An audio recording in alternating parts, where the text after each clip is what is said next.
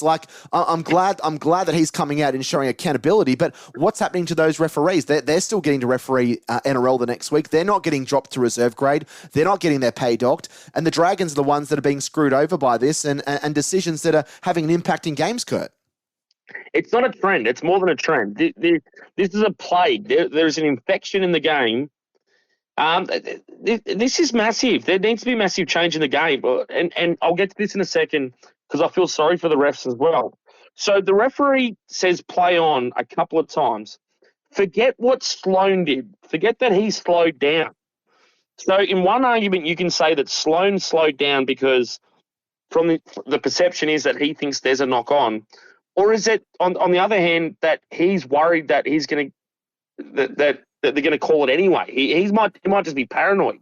If the referee doesn't get the tip, if he doesn't get that tip while he's watching the play, so the referee's watching the play, why is he being consulted 2 seconds later by his touch judge, or probably more to the point, the bunker, wink, wink?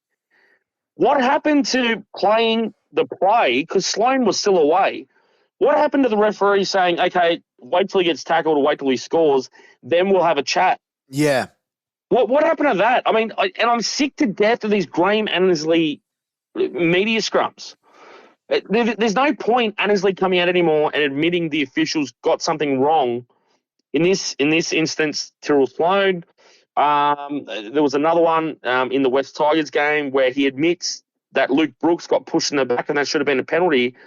But why does he even have to mention it?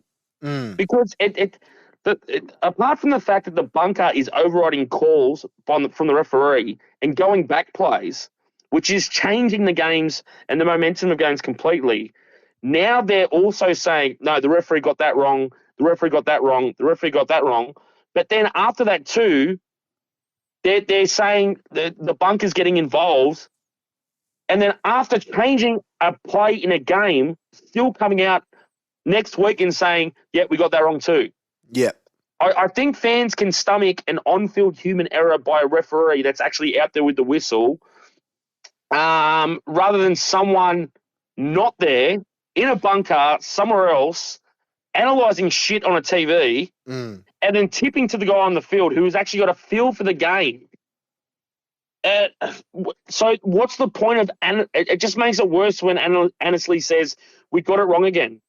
Don't get it wrong and apologise for it after. Get it right the week before. Get rid of the bunker, like literally to the point where if you've got the bunker, take the earpiece out of the referee's ear.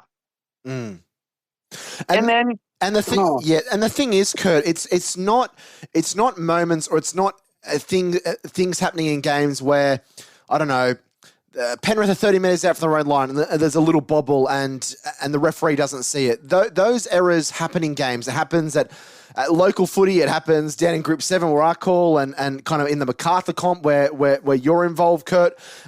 Those things happen every game, but it's these moments that are kind of huge moments in the game where someone makes a break and it gets called back, or a player knocks the ball on in the in-goal going for a try and it's given as a try. It's moments in games that have the potential, well, not even just the potential, they do change the outcome of games, and I think that is huge. And like, I think as well, the frustration from Dragons fans is that our club is so spineless. Like, no one, like, well, I had a few friends that were watching the game. We were screaming at the TV as to why we weren't challenging. We found out later in the press conference, of course, that Ben Hunt said he wanted to challenge and he said it was too late. But I'm glad that Ryan Carr was finally standing up and wanting an explanation, because for far too long we have a player charged and instead of fighting the charge, which we think might have been BS initially, we just kind of roll over and take the suspension or take the fine or whatever it is. So I would like the Dragons and Ryan Webb and Ryan Carr, whoever it is, someone in in a position of power at the Dragons to be having a phone call with the NRL and saying this has happened 1, 2, 3, 4, 5, 6, however many times. This is not good enough. Like, this is not just human error. This is developed into a trend. As you said, this is developed into a plague. Like, it's coincidence when it happens once or twice or heck, maybe even 3 times. But when there's half a dozen times, maybe even more if you went back and looked at Dragons games of calls going against them, game-defining calls going against them, it's not good enough. Like, we need all the help we can get at the bottom of the ladder. And when you're taking on the premiers and decisions like that go against you, it's incredibly, incredibly frustrating, Kurt. Oh, and it's not just that, mate. And there's a reason why, and I've got to try to pick my words carefully here. Nah, there's don't. a reason why that this. Hey? No, just come out with it, mate. You don't have to pick your words. It's fine. No. Okay, so there's a reason why the 6 against came in to start with, because there was so much pressure on referees after the game saying, well, we lost the game and one team got 9 penalties and we got 3. Then 6 against came in where it's a little bit harder to follow. But now what we're seeing now with the bunker, some examples of that, right? So West Tigers versus Cowboys a couple of weeks ago, it was, I think, 18-0, and Joe Offie scores with both hands on the ball. Referee confirms the try. They're walking on side. The bunker tips and goes, no, hang on, he lost the ball, which was outrageous. Tim Sheens blew up after the game. That's not just one decision, because in the next set, Cowboys got a penalty, went down the other end and made it 18-6 instead of 24-0. Yeah. In the Origin the other night, Tyson Frizzell got the ball down. They showed that replay where he got the ball down once and then cut away really quickly, and then it was play on again. If the game went the other way the other night in the Origin, the Maroons fans would be blowing up the Lux about Flegler getting binned for that shot. And I know it was high contact, but in that Origin game where so much stuff was missed or let go, again, it's game management from someone that's not even on the field. They shouldn't be part of the game. It's completely ruined the sport. It's completely gone too far. It's Big Brother. It's the Truman Show. It's whatever you want to call it, but it's gone way too far.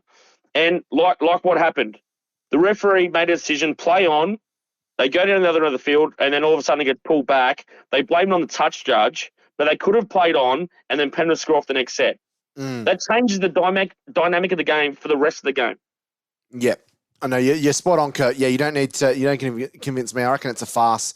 It's an absolute farce. But we could sit here all night talking about refereeing decisions in every game because there is just so many that are happening. That's more the ref than the bunker. I'll say that. I want to talk about some of the positive things that came into that game. Ravalaar was great.